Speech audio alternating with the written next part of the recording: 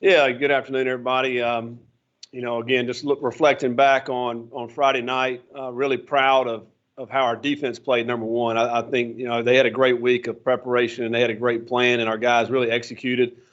Really particularly third downs, getting off the field. I think they got their first third down in the last drive there. So, they were able to get off the field, and offensively, we were able to occupy the clock. We had close to 42 minutes.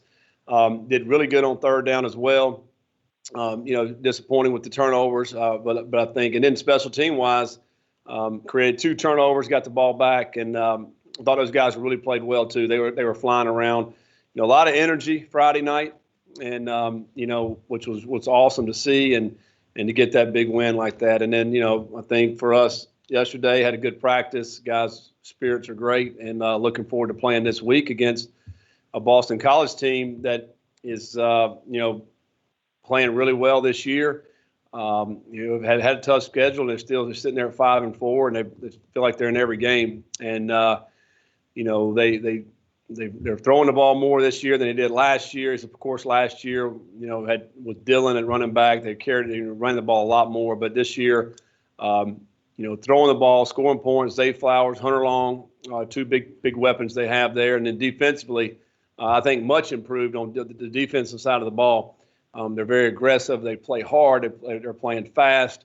They do a lot of things to disrupt offenses, and so I think certainly will be a great game and a great challenge for our guys, and we're looking forward to it. Going to play at their place.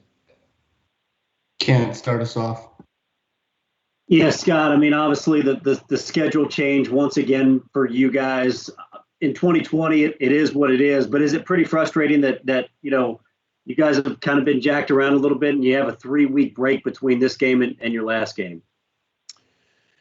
Yeah, I mean, it's not ideal. It's that game was we've changed the schedule 3 times last week, I think, and from playing on Friday night Boston College to playing Wake Forest on Saturday to now playing Boston College on a Saturday, and Wake gets kicked all the way back to December 19th. So. It's certainly not ideal to have a 3-week layoff. I don't really fully understand, how and why we got to this point. But obviously, I had no control of that, and so it is what it is. We'll make the most of it. I know, this week we're focused on Boston College and playing these guys. It is Thanksgiving this week, so schedule's a little bit different. But good thing we are here now for Thanksgiving on Thursday. So, But it is what it is. Things we can't control, we really can't worry about. All we can do is control, what we do every single day. And this week is getting ready to play Boston College. Cameron. Yeah, Scott, Cameron at the Courier Journal. You kind of mentioned that break. Do you worry that some guys may, especially kind of maybe older guys, opt out in that time? Or how do you, I don't know, you try to focus on this week, but how do you keep guys focused during that long break between games? We'll obviously address that after this week, once we go play Boston College. But, yeah, there is a 3-week, turnaround time. And, as we sit here today, we'll approach that like as if you're getting ready for a bowl game, because that's basically about the time that you would have for that. And, you got to have a balance, I think, between practicing and giving some guys time off. And so, we will do that. We won't practice every day, obviously. I mean, we're looking at it now, probably 3 or 4 times those 2 weeks, and then the game week will be a normal game week, as we lead up to the game. But it's really the 2 weeks prior to the game week, and I think it'll probably be maybe a 3 practice week, and giving them a few days off, and we also have exams that first week of December as well for them to finish up the semester with. Go to Jody and then to Russ. Hey, Scott, Jody Dimley with Cardinal Authority. Can you assess the tight end spot the other night, and then any update on Marshawn, but just how some of those other guys that maybe hadn't played a ton of snaps played the other night? Yeah, I thought they played well. I was really proud of Dwayne Martin, his really first significant action at the tight end position, and we kind of threw him out there, and he did good. He blocked well and had a couple of catches. Had the one drop, on his first one. But other than that, I thought he played a really good game, and particularly as a true freshman, first time really playing. He's a big, strong guy. He's got soft hands.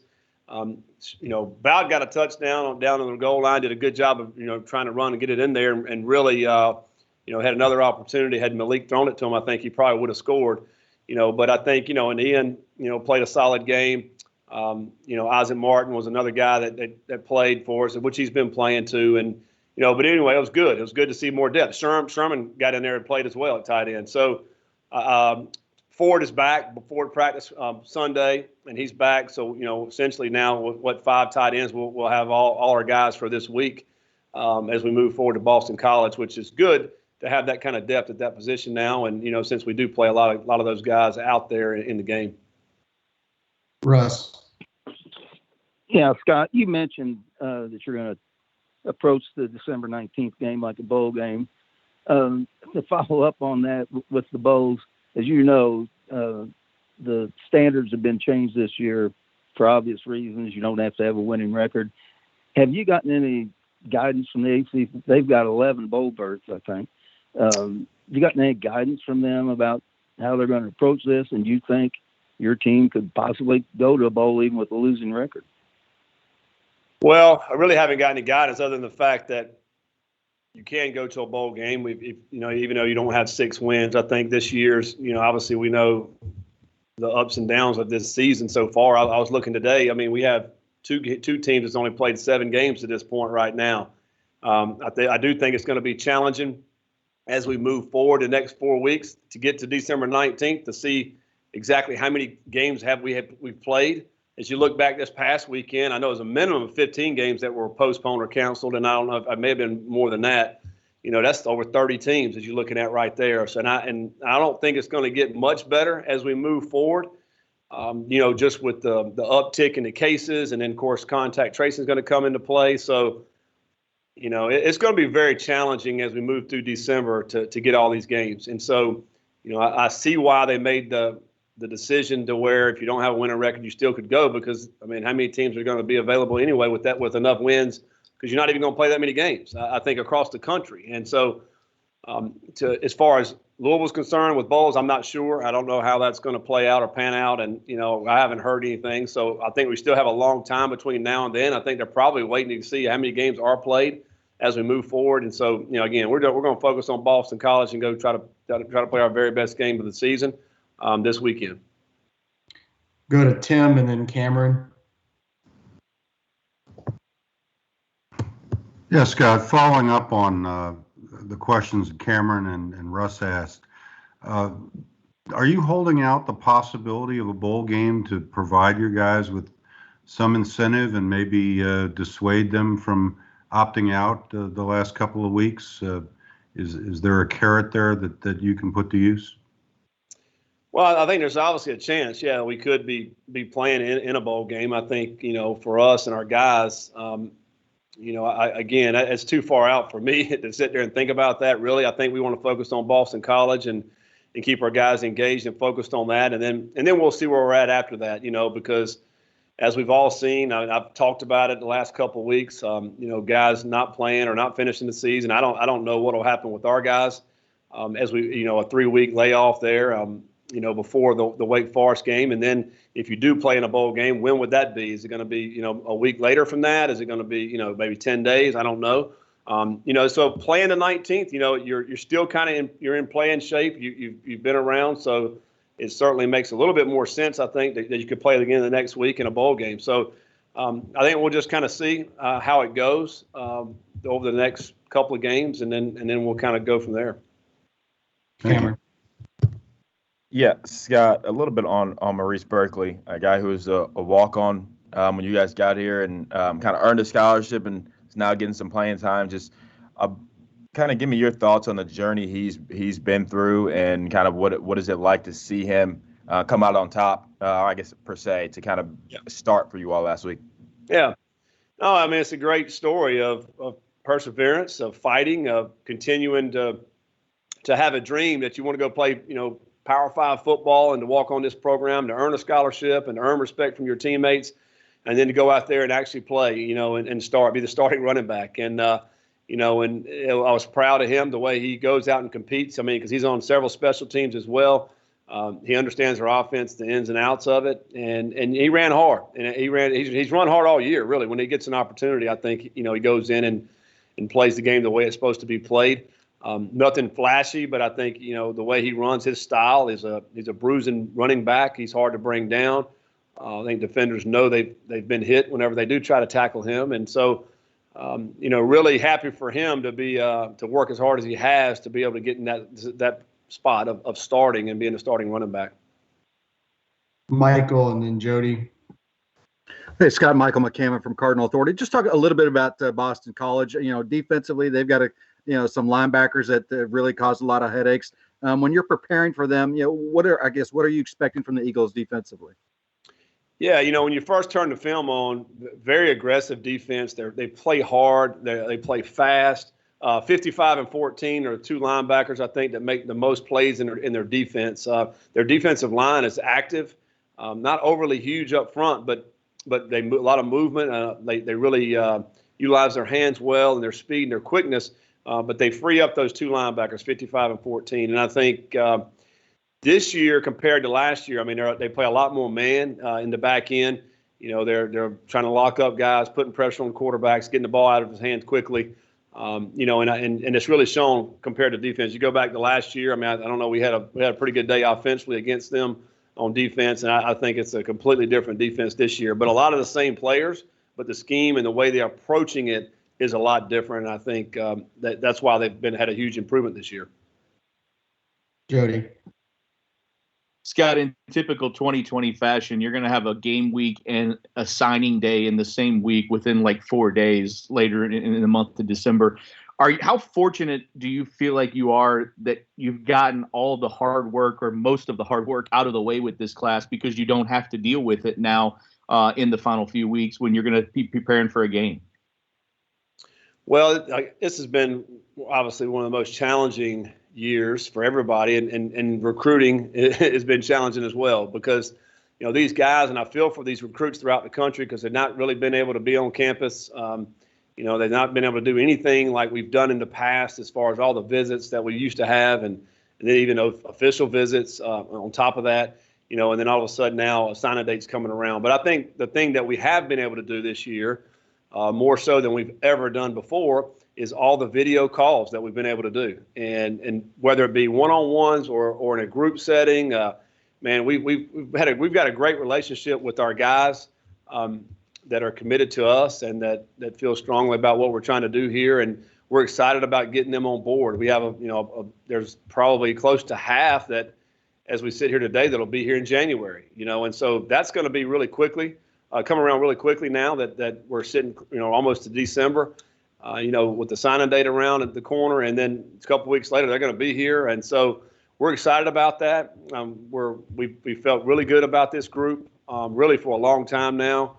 And, and now we're coming down to the wire, and it's going to be here in a couple of weeks. And, we're looking forward to that day when we can get these guys signed up and then move forward with them. That's what we tell them. We've told them that each and every week that we've talked to them.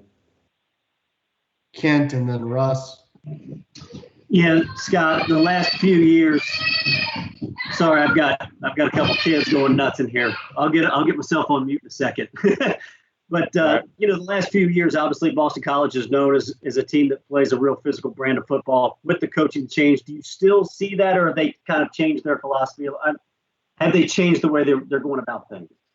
Well, again, when you depending on which side of the ball you turn the film on. You turn on the defense, I'm like, yeah, they're back to that, black and blue, get after it, type football, very physical and fast. But then when you look on the offensive side, it's a little bit different, change of pace compared to last year. As I mentioned earlier, I think, last year they were running that football. They didn't care how many guys were in the box. They were still going to run it. Their offensive line is a lot of the same guys, and they're very good up front.